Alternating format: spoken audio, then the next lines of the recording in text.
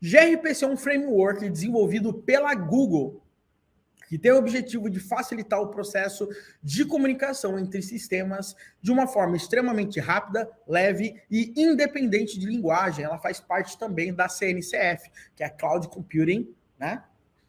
Cloud Native Computing Foundation, tá? Então, o que acontece, galera? A gente está muito acostumado a trabalhar com REST. Toda vez que a gente quer fazer uma chamadinha, a gente faz uma chamada HTTP e a gente sabe, tá? Que o HTTP é algo muito comum, é algo que a gente trabalha no dia a dia. Mas será que ele realmente é uma forma que consegue ser realmente performático quando a gente precisa? Será que ele tem todos os recursos que a gente pode ter quando a gente precisa trabalhar com grandes aplicações? E a outra coisa que deve passar pela nossa cabeça é o seguinte: se REST fosse atender a gente para tudo, por que o Google iria criar o gRPC? Já pensou? Então vamos tentar entender o seguinte, tá? Quanto que a gente pode utilizar, né? Quanto que gRPC, ele assim faz muito sentido a gente trabalhar no dia a dia? Faz muito sentido a gente trabalhar com gRPC quando a gente vai trabalhar com microserviços. Microserviços, eles se comunicam o tempo todo. E com isso, você consegue ganhar uma super velocidade, né? Normalmente, a comunicação entre sistemas em back-ends também funciona muito bem. Mobile, né? A gente tem diversos casos. Ontem mesmo eu tive uma reunião com uma empresa nessa área de banking, fintech, e os caras trabalham com gRPC, né? Do próprio Flutter em Dart fazendo a chamada no back-end, tá? Então, o que acontece? O grande ponto aqui é o seguinte, e também gRPC tem um projeto com o gRPC Web, mas não é muito comum, tá? Então, honestamente, eu recomendo para você utilizar gRPC para microserviços, back-end e comunicações mobile. Não recomendo utilizar gRPC via browser, tá? Então vamos lá, galera. Seguinte, o que é RPC? Né? Acho que a grande pergunta da história aí é o seguinte: o que é RPC? RPC significa Remote Procedure Call, tá? Na realidade, essa parada é mais velho desde quando, né, o meu avô e a minha avó dançavam valsa juntos num bailinho colado, tá? E o porquê disso, galera? E o porquê? Porque é algo bem antigo mesmo. Eu não sei de que época que você desenvolve, né? Desde quando você trabalha. Mas eu lembro que muitos anos atrás, 10, 15 anos atrás, eu utilizei muito o RPC. Chamadas RPC que a gente chamava, tá? E no final das contas, qual que é a ideia do RPC? Imagina que você tem um client, você tem um server, tá? Você tem uma função, né? Uma procedure ou qualquer coisa desse tipo no server, e você quer que o client execute essa função no server. Então, o client ele chama o server, abrindo uma conexão, né? E executa essa função, tá? É basicamente isso que acontece. O grande ponto é que de lá para cá, muitas coisas aconteceram no mundo da tecnologia, tá? E surgiu uma tecnologia bem interessante. Algo que a gente chama de protocol buffers, tá? O que é o protocol buffers no final das contas, tá? O protocol buffers também é uma linguagem, né, da Google, tá? E a ideia dela é que ela seja o seguinte, tá? Ela ser uma linguagem neutra, de plataforma neutra, extensível, para trabalhar, inclusive, para serializar dados, né? A grande diferença é que você vai perceber que quando você está trabalhando com protocol buffers, no final das contas é como se você tivesse um JSON, é como se você tivesse um XML. Mas imagina que você tem isso de forma binária, tá? Então, quando você está trabalhando com protocol buffers, você vai perceber que essas mensagens elas são extremamente pequenas. E quando elas são pequenas, elas conseguem, inclusive, ser serializadas mais rápidas. Legal? Então, isso aí é muito bacana, tá? E o que acontece? Qual que é a grande diferença quando a gente está comparando, então, no caso, protocol buffers barra o JSON versus o JSON que a gente usa aí no dia a dia, tá? Vamos lá, galera. que acontece? O Protocol Buffer, ele trabalha com arquivos binários. Logo, são arquivos menores do que JSON. JSON é muito pesado, galera. É plain text, tá? Outro ponto. Toda vez que você gera um JSON, por incrível que pareça, você tem um bom consumo de CPU. E quando você serializa, né, você pega de JSON para transformar no seu objeto, acredite também, tá? Consome CPU, né? Ou seja, quando você tem um arquivo menor, você gasta menos recurso de rede. O processo, ele é mais rápido, tá? E um outro ponto importante no meio dessa história é que existe algo hoje em dia, né, que eu acredito, espero que você esteja trabalhando nos dias de hoje, que é o HTTP2, né? O HTTP2, hoje em dia, a versão 2, né, obviamente, do nosso protocolo HTTP, ele era chamado de SPID, era uma iniciativa inicial da Google, tá? E hoje em dia, o que acontece? Já é mais comum, apesar de a gente ver diversas soluções hoje em dia ainda utilizando HTTP 1.1, tá? O que acontece? Os dados que trafegam no HTTP2 são binários. Eles não são mais TXT. Então, ele consegue ser muito mais rápido. Outra coisa, ele consegue abrir uma única conexão TCP para enviar e receber dados. Então, eu não preciso ficar abrindo chamadas múltiplas conexões ali. Para quê? Para ficar recebendo request response. Eu consigo abrir um canal, fazer uma chamada e receber várias requisições quando eu estou trabalhando ali para a gente. Legal?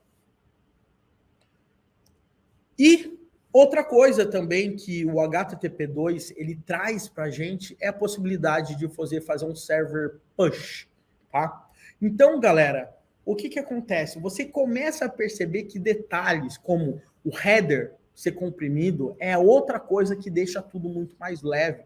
Se você pegar hoje, né, uma chamada HTTP, né, com HTTP 1.1, você vai perceber que o header ali, ele é também plain text, tá? Então, o que acontece no final das contas? O HTTP2, ele é muito mais rápido do que o HTTP 1.1. Mas, Wesley, que rolo você está fazendo? Você falou que ia falar sobre gRPC, depois você começou a falar de uma parada chamada Protocol Buffers, depois você está falando em HTTP2.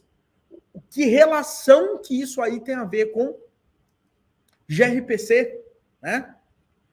O que acontece é o seguinte, galera. Quando a gente está falando de gRPC, a gente está falando de um protocolo que utiliza como meio para enviar as suas mensagens o HTTP2. E a mensagem que está sendo enviada utiliza Protocol Buffers. Legal? Fez sentido o que eu falei para vocês, galera? Por favor, escrevam aí, tá?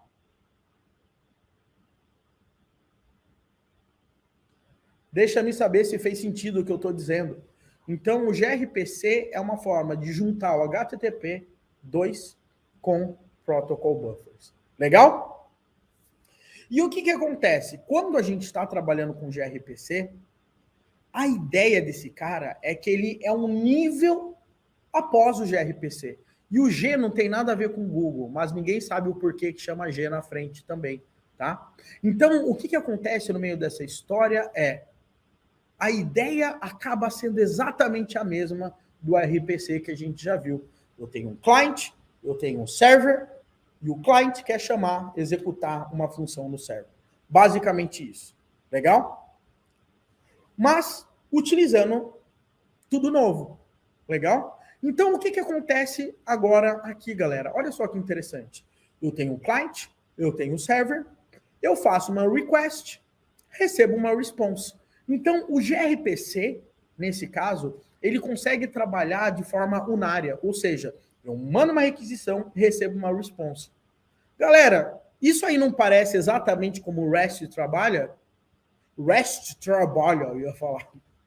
Isso aí não parece muito com como que o REST faz? Você manda uma request HTTP e recebe uma response? Faz sentido, né? É igualzinho, né? Se você pensar bem, o que a gente faz com REST. E daí você deve estar pensando comigo, Wesley, você está de conversinha comigo. você está falando de REST, etc., mas de gRPC, mas o que você está mostrando aqui é igualzinho o REST. Vamos lá. O gRPC, ele tem uma outra forma de a gente trabalhar também, que é bem interessante, que é server streaming, tá? Então, o que isso significa? Significa que eu posso ter o meu client, significa que eu tenho o meu server, e o meu server, ele pode enviar uma mensagem. O meu client pode enviar uma mensagem. Vamos imaginar que eu faço a solicitação de um relatório para você, com números parciais de dados que eu preciso receber. Mas o servidor, para ele processar esses dados, vai demorar 5 minutos. Legal? Não seria muito ruim eu mandar essa solicitação e ficar lá 5 minutos esperando até que você me mande o resultado completo? Faz sentido isso que eu estou falando? Então, o que a gente consegue fazer com o gRPC? A gente consegue trabalhar como server streaming. Então, o que acontece? Eu mando a requisição e o servidor, conforme ele vai processando, ele vai retornando os dados. Então, eu não preciso esperar o servidor processar tudo para mandar a informação. Conforme o servidor vai processando, ele vai retornando essa informação. Então, isso ajuda pra caramba. Uma outra coisa que dá para fazer também é o seguinte, olha só que interessante, eu tenho um client e um server, e agora a gente tem ao contrário, client streaming.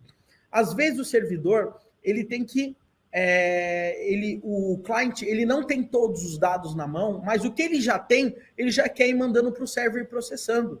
Então o que dá para a gente ir fazendo? A gente consegue fazendo o seguinte, eu vou mandando as requisições aos poucos, quando a gente termina de mandar, o servidor responde a informação aqui para a gente. Legal?